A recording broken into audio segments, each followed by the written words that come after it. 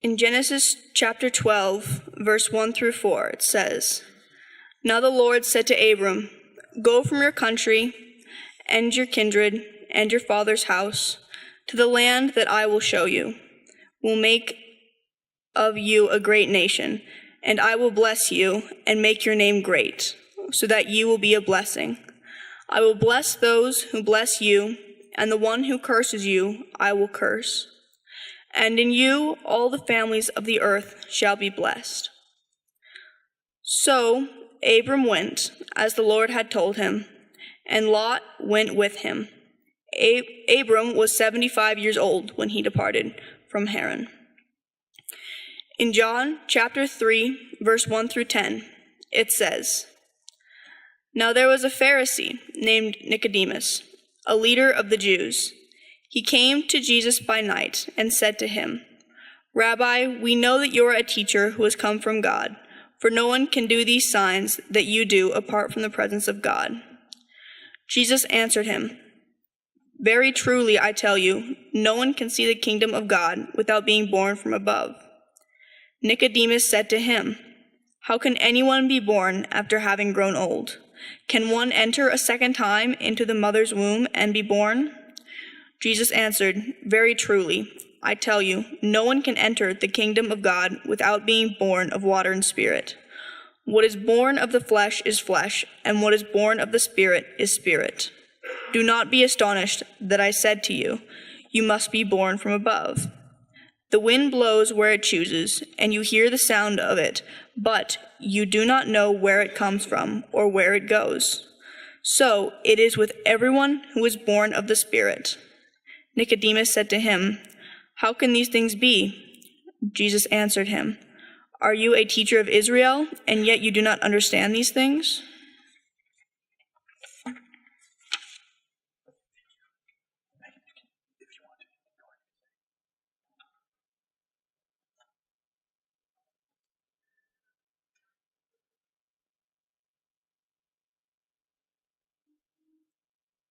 I thought to myself this week, why am I having such difficulty putting things together for the sermon?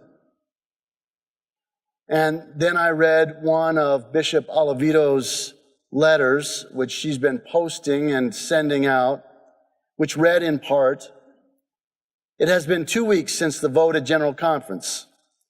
I watched in the days after as churches and pastors in the Mountain Sky Conference received flowers and casseroles from mainline denominational neighbors. I did not receive any casseroles.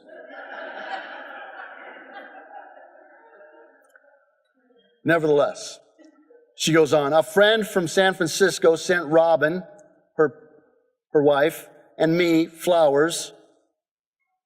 A neighbor came to the door. We had only met once with a plate of cookies. She could not control her sobbing as she passed them to us. This seemed so familiar, but how? Then it hit me. This is what we do for each other when there is a death. This is what we do for each other when there is a death." She goes on. "Grief hung heavy over the United Methodist Connection following General Conference. I had the privilege of serving communion at St. Andrew United Methodist Church the Sunday after General Conference. The entire youth choir lined up to take communion with me. Some had tears in their eyes. Others were sobbing. Many fell into my arms, yearning for comfort." After I read that, I thought, that is it. That's why I can't put it together. Some of us, I suspect many of us, are grieving the shooting in New Zealand, all those innocent people. And then the General Conference. And then this week we heard that at the General Conference there might have been voting fraud, voting irregularities, and some of those votes were very close. One of them was 402 to 400. So if you have even 5 or 6 votes different, things would have been different. We are familiar with grief. I had this friend who was Jewish, and he came to the United Methodist Church. He was 83 years old. He died this week. And so I think I was dealing with that, trying to process that, along with all this other stuff. And even while we're familiar with grief, that doesn't make it easier. Elizabeth Kubler-Ross years ago suggested that there were 5 stages of grief. She listed them: denial, anger, bargaining, depression, and acceptance. Since then, psychologists and grief workers, hospice workers have added more stages among those 5, or to those 5. They've added things like shock, which I suspect many of us were in shock after we heard of that shooting. There's pain and guilt. There's reflection and loneliness. There's the upward turn. I like that, the upward turn. Reconstruction and working through. And finally, hope. Those are some of the extra stages of grief, which I suspect many of us have felt in one way or the other. Many of us, though, are still in the shock stage at what happened in New Zealand. People are already pointing fingers at different people, laying blame from Donald Trump to Chelsea Clinton.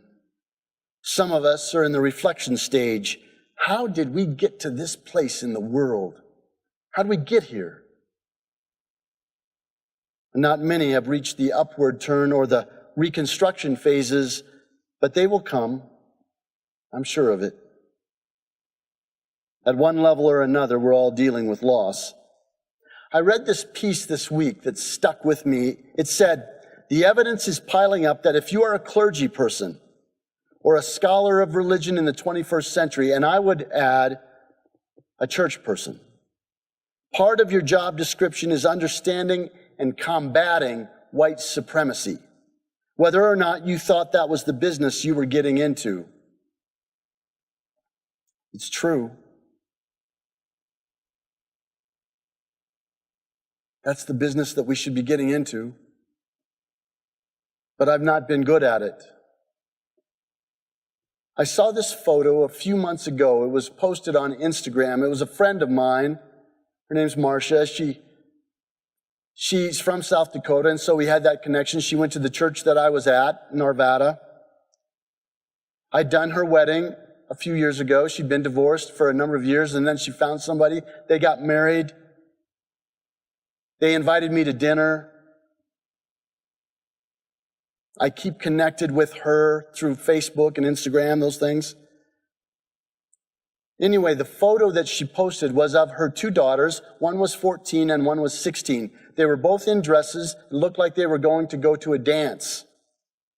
The daughters were standing together. It was at night. The younger one of them was flashing a white power sign. And I don't know if her mom caught it or not, but there was no mistaking it. I should have said something to her mother, asked her if she noticed it, if she talked to her daughter about it, but I didn't say anything. And then this last week, on the day of the shooting in New Zealand, a wife of a first cousin of mine posted an anti-Islamic video the day of the shooting in New England. And I was disgusted but not surprised because she had posted things like that before. I had typed out a response to try to straighten her out about how the video was wrong in so many ways. And then I thought, before I hit enter to send this message, I thought, why get into that battle? Do you really want to start that up? 2 chances to point out something, to begin to fight the ignorance, but I failed to do it. I disappointed myself. I expected more from myself.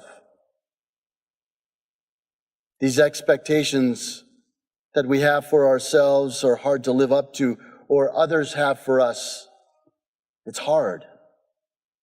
Taking on white supremacy certainly wasn't the business that I thought I was getting into when I first started seminary But if I don't do it with this small circle of people that are connected to me, that I have influence with in some way, shape, or form, if I can't do it with those people, what does that say about me?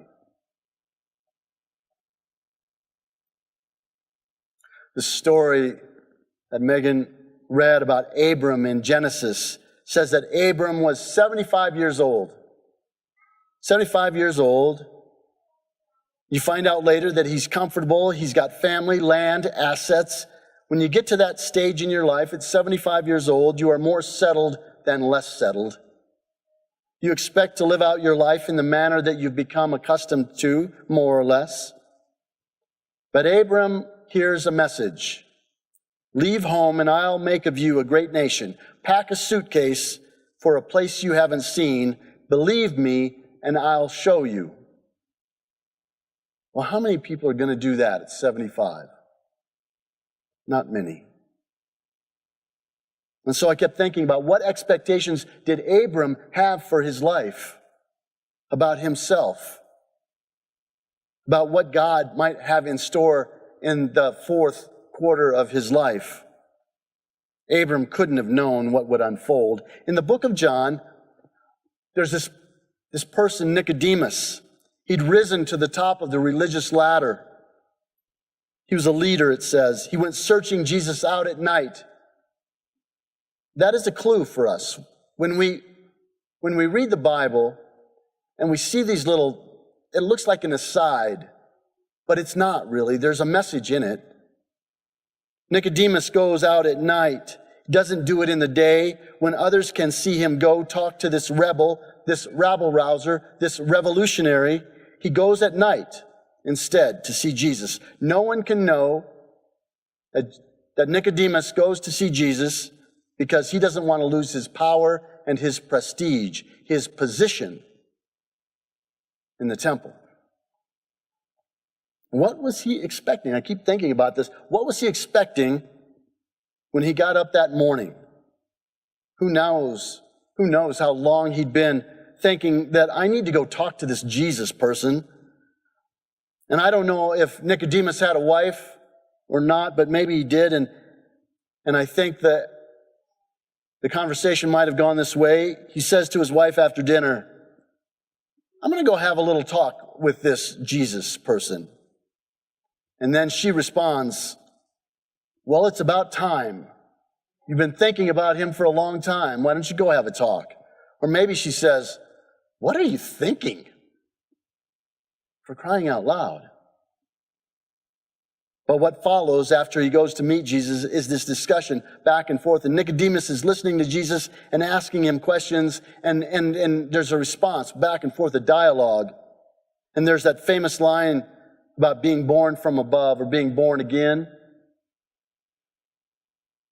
So that is in the 3rd chapter. We don't hear about Nicodemus until the 7th chapter, verse 50. Jesus had been speaking to the crowd. There was unrest. The temple police were called in to arrest Jesus. And they don't arrest him. They go back to the Jewish leaders and they say, this Jesus is talking like no one else we've ever heard. We didn't know what to do, so we didn't arrest him. And the leaders put pressure back on the temple police, saying, you should have arrested him. And then Nicodemus says this interesting thing. He says, our law does not judge people without first giving them a hearing to find out what they are doing. Does it? Question mark. It's a defense. It's a light defense for certain.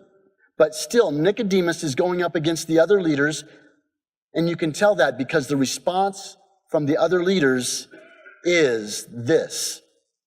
Surely, you are not also from Galilee, are you? They are saying, you should not defend him or be on his side. We don't hear anything else about Nicodemus until the very end of the Gospel of John. And after Jesus is crucified and placed in the tomb, Nicodemus comes bringing a mixture of myrrh and aloes to tend to Jesus' body. Only in the Gospel of John do we get that message. In Matthew and Luke and Mark, it is the women who go to the tomb to tend to Jesus' body. But in the Gospel of John, it is Nicodemus who goes. Now, some of you have been at funerals where they have an open casket. Have any of you been at funerals where they have an open casket? How many of you? Almost all of you. Been to a number of those funerals where they have an open casket, a viewing. And the one thing that I noticed is this. The people who are the closest to, the people who loved that person the most, are the persons who go and either touch or be right beside that person who has died. The person who has loved them the most goes there. And so we see this process of Nicodemus where he goes out to question Jesus. He has a dialogue with him. What are you about? And then we see him a little bit later defending Jesus. And then we see him at the very last going to tend his body. That person who loves him most. I don't know why Nicodemus is not in any of the other Gospels. It is a puzzle. It is one of those biblical puzzles that I cannot figure out. But it makes me think. Lent is this time where we are to go deep to try and understand what our expectations of ourselves are, but also what expectations God has of us. From Abram to Nicodemus, perhaps we can even ask what expectations might Jesus have of us in the faces of the experiences that we're going through. Experiences like the ones I had with my friend and the wife of my first cousin. What expectations would Jesus have of me? This, I believe, God is moving in us, working in us. And what we will become is not yet known, and what we will become might surprise us. The bishop ended her letter, and I'll end with this. This way. She said, "This is the season of Lent. How appropriate that we take this journey with Jesus at this time. In Lent, we confront the reality of mortality and death." And I want to just say this as an aside. When I invited her to come and speak at the Interfaith Pride service, she said yes, she'll be here on May 30th. And then she said to me this, I will never forget this. She said, "Rusty, would you make sure that there is an uniformed officer, a police person outside and inside of the church?" She's been getting death threats. She said this, "In Lent, we confront the reality of mortality and death, yet we also know that death is never our end. God will roll away the stone. New life will be offered. Resurrection is within reach. I am not sure what will spring forth from this death." She's talking about General Conference. "But I know that God is not through with us yet. May we be open to what God has in store for us. For weeping may endure for a night, but joy comes in the morning." Something to think about. Amen.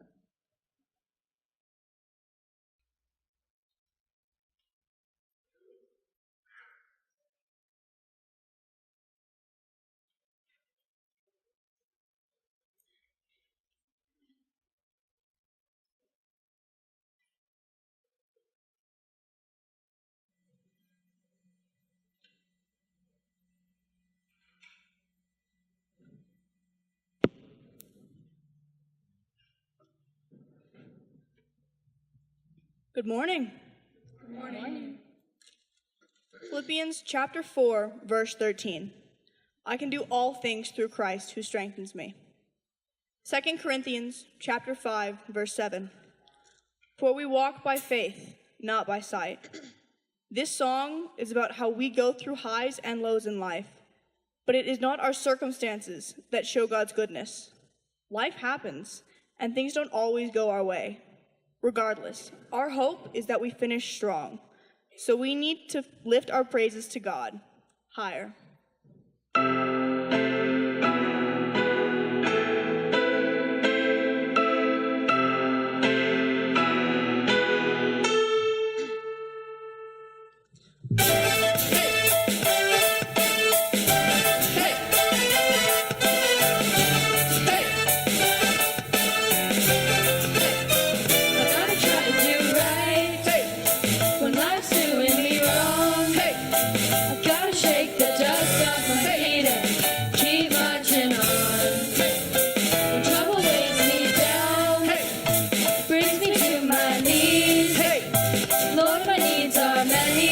But that's pretty, yeah, a pretty good place to be. Blame it on the preacher, 'cause the preacher done told. The devil's got a target on the heart of my soul. Let me tell you, brother, what the devil don't know. The lower I go, go higher, higher, higher. Higher, higher, higher. God.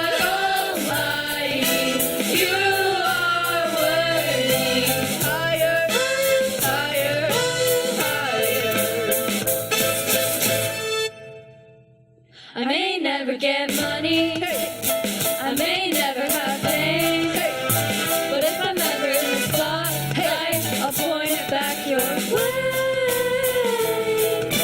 Standing at the top was never ever my goal. Put me on the mountain, then I'll tell the whole world. Singing hallelujah till I hit the dirt. Oh, I'm gonna lift you higher, higher, higher. Gonna lift you higher, higher, higher. God Almighty, you are worthy. Higher, higher, higher. Hallelujah, He is worthy. Hallelujah, He is good. Lead me in hallelujah, He is worthy. Hallelujah, He is good. All that I have, hallelujah, He is worthy. Hallelujah, He is good. I'm gonna lift you higher, Higher, higher. Gonna lift you higher, higher, higher. God Almighty, you are worthy. Higher, higher, higher. God Almighty, you are worthy.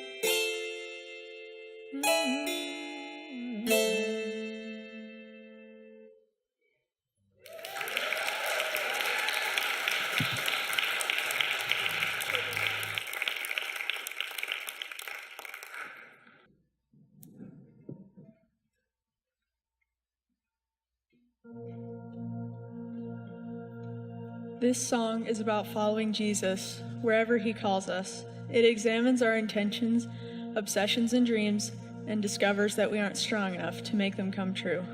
God's not asking us to give up our success. He's asking us to give up our failure. Failure is a hard lesson no one wants to admit they can't, but it frees us and affirms our dreams. When God offers to take the wheel, we give up control.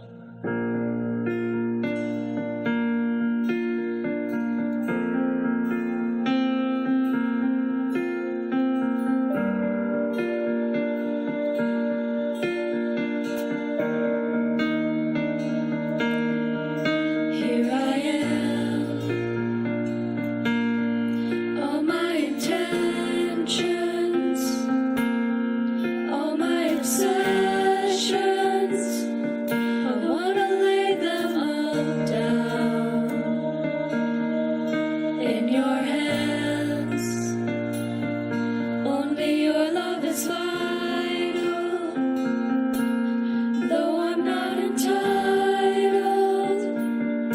Still you call me your child.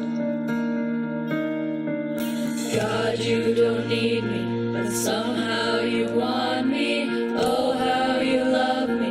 Somehow that frees me to take my hands off of my life and the way it should go. Oh, God, you don't need me, but somehow you want me. Oh, how you love me. Somehow that frees me to open my hands up and give you control. I give you control.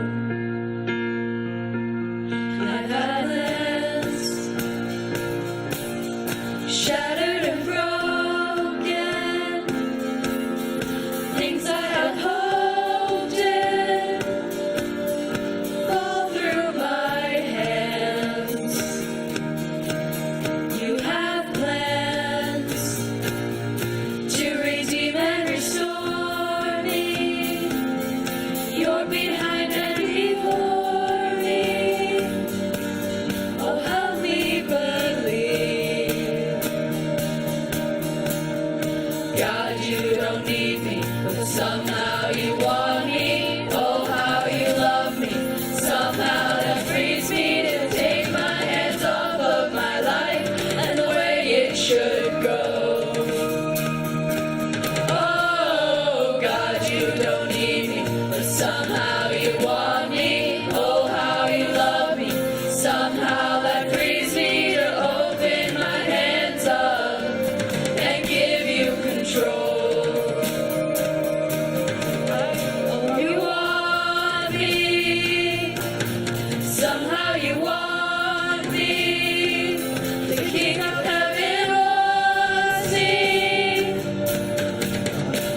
So this world has lost its grip on me. You want me. Somehow you want me. The King of Heaven wants me. So this world has lost its grip on me. God, you don't need me, but somehow you want me. Oh, how you love me. Somehow that frees me to take my hands off of my life and the way it should go. Oh, God, you don't need me, but somehow you want me. Oh, how you love me. Somehow that frees me to open my hands up and give you control. I give you control. Oh, I give you control. Oh, I give you control. I give you control. You want me. Somehow you want me. The King of Heaven wants me. So this world has lost its grip